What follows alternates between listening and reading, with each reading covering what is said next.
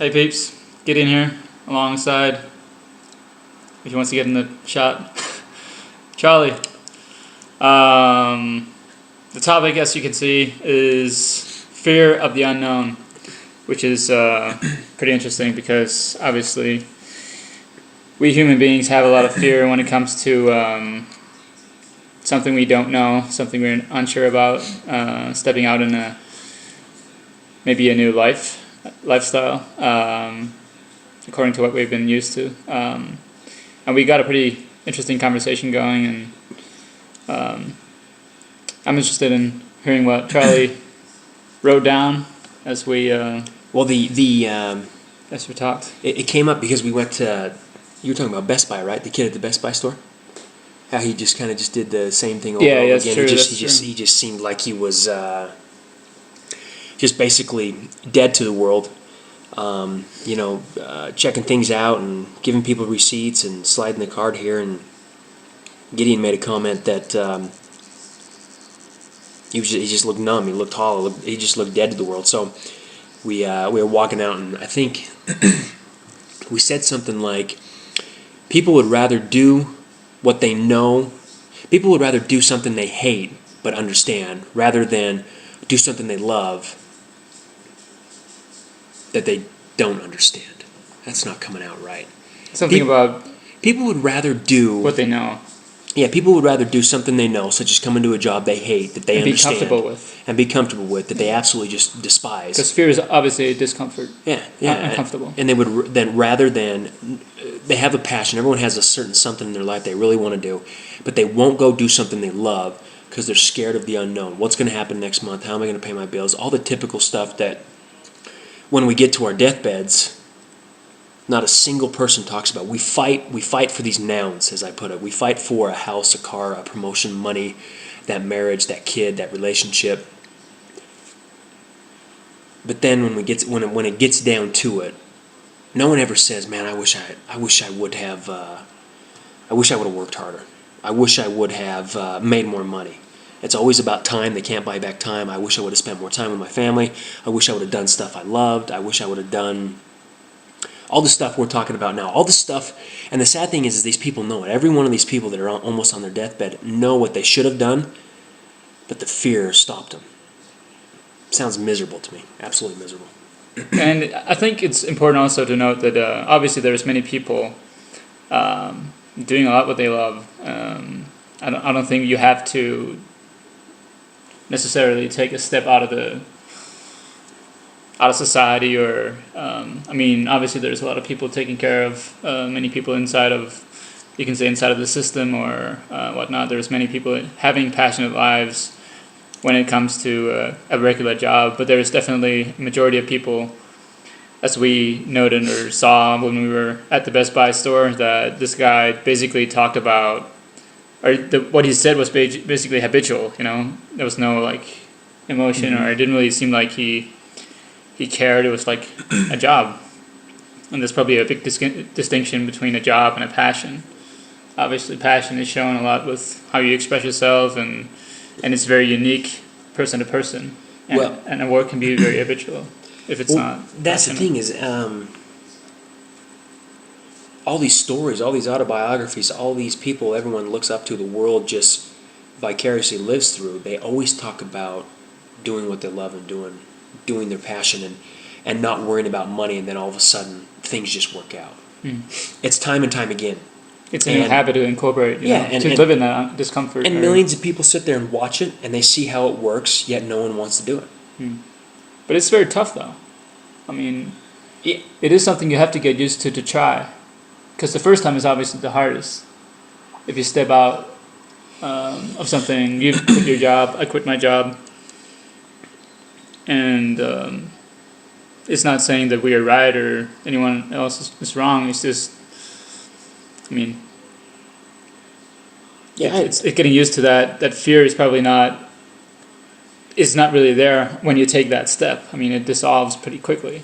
Yeah, it's like Mark Twain says, I've been through some crazy things in my life, a few of which have actually happened. Yeah, something like that. I'm they don't really completely paraphrasing. Yeah, the fear is in our minds. It's something that is building up in there, and the reality of it is that it's basically just a step towards growing as a person and taking that step towards what you love to do, or maybe is what you should do. Man, this lighting. Am I sweating? I'm not sweating. I'm not hot. We gotta get a makeup artist in here. Yeah, I don't know, man. I mean, people are watching these videos, and some people may think we're crazy. Some people may think it's great. Some people may not like it, but I don't know. I came from a business background. I've been I've been at the bottom. I've been through the middle. I've been at the top. I've been through a bunch of stuff. A lot of people have been through more than me. A lot of people have had to dealt with more than me. They've been with less. I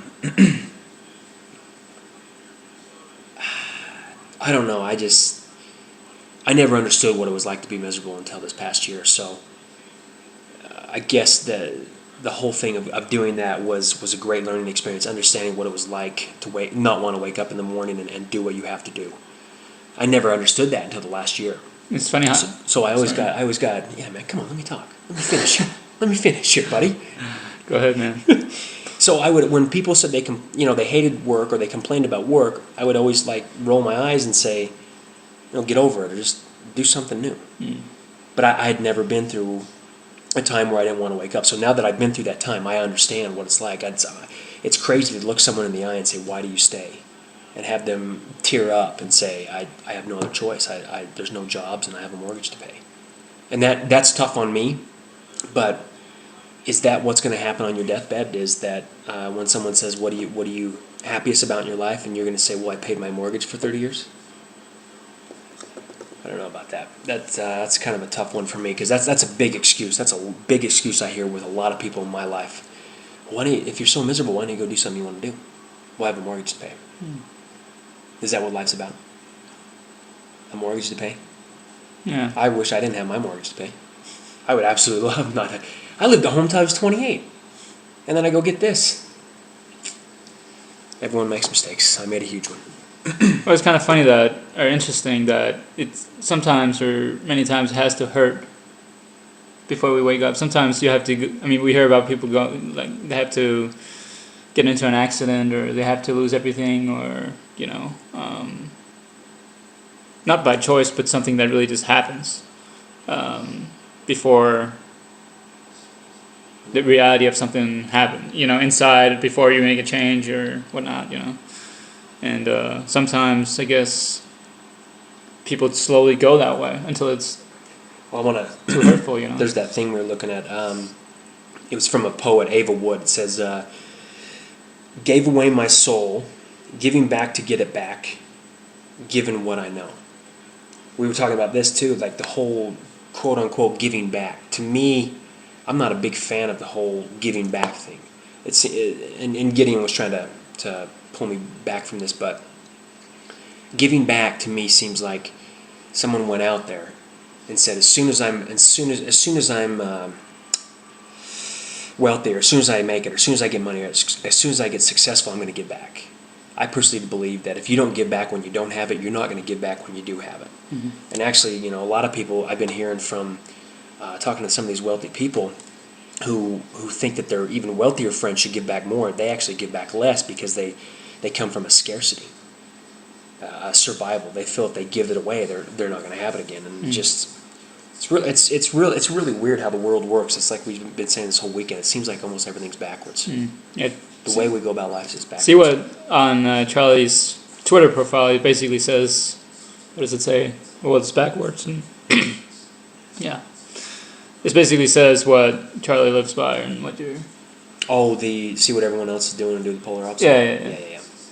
And that's something that is interesting because if you test assumptions, test what everyone is doing, it seems like we're just a big herd. And when you step out of that herd, you're being looked at like you're doing something wrong or being weird or something. But all the people who has created something in this world, it doesn't matter if it's corporate or if it's just whatever new, Mother Teresa, Gandhi, Steve Jobs, or it doesn't really matter. All those people have stepped out of the crowd. Everyone we look up to and put on a pedestal and think they're awesome and think they're just amazing people were black sheep at one point. They're still black sheep. Yeah. But just because they have money in the bank, now everyone accepts it. Another thing doesn't make sense to me, but I guess it's not supposed to make sense right now. We're about 10 minutes, man. Holy cow. That goes by quick. Well, I guess we got around a couple topics. Fear of the unknown. Take the steps, people. I don't think we here have dissolved fear. I have fear still, and I think we will always have that sort of tiny bit of fear that makes us be aware of what moves to make and like that guy says, courage is not absence of fear. It's having fear and moving forward still. Mm-hmm. And that I have absolutely murdered that quote. So you know what I'm talking about. All right, man.